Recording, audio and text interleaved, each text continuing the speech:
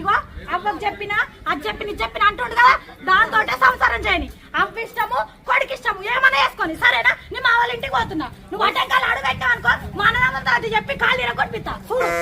ఓ వదినే, ఓ వదినే, ఓ వదినే, అయ్యో అయ్యో ఓ వదినే, ఓ వదినే. అన్నా దెబ్బలు బాగా తాకుంటున్నాయి కానీ బాగా తాగలేరా. అరే నువ్వే చెప్పినావు కదా, నీవేమో చెప్పుడు పక్కన పెట్టు కానీ నువ్వు నాకు యాడ కనబడుతున్నావే, దాని పోయే రూమ్లో కనబడుతున్నావు.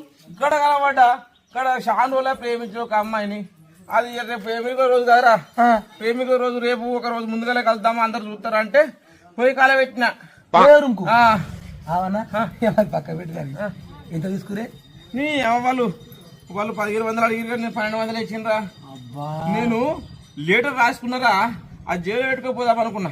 ఆగమామల లెటర్ ఇంటికంటే మర్చిపోయినా, అది చూసినట్టుంది. మరి మళ్ళీ ఎడిపోకోవాలి, నువ్వే చెప్పినావురా నా మీద ఎడబడుతుంది. నువ్వు కనబడ్డావు కదా, నువ్వే చెప్పినామనుకున్నా. అయితే గాని మీ ఏమో ఫోన్ గాని ఇప్పుడు వాళ్ళ ఓయో రూమ్ కదా కాయలు అడుగుతారు కానీ కారట్లు గిట్ల అడుగుతారు కానీ అలా ఇప్పుడు మా ఊళ్ళు అడగలే. మా దోస్తు గారు ఉండేవాడు అలా పని చేస్తాడు, వాళ్ళు చెప్పినా ముందుగానే. ఇప్పుడు దొరకపోతే ఇద్దరి ఆధార్ కార్డు అడుగుతారట కదా, నేను అడగలే. నన్ను అడగలే, మా వాడున్నాడు రా సోపతి గాడు అట్లా, లేకపోతే ఇవన్నీ అడిగి నడుసు. సరే సరే గాని ఇవన్నీ అడుగుతున్నావు, నువ్వు ఇటే పోతావు ఏందిరా. మొబైల్ మీద రకాలు అవుతుందా, పోతే పోదామని ఎత్తెట్లా అని అనుకుంటున్నా. అరే పోతే కానీ పెళ్ళాలకు దొరకద్దురా, పెళ్ళాలకు దొరకద్దురా, దొరికితే తల్లపడి నా పని ఎట్లా అయింది. అందరు నిలకనే పోతా ఏడేం చేసేది ఇంత తెలియదు, గాయంత ఇక మొదలు ఏందే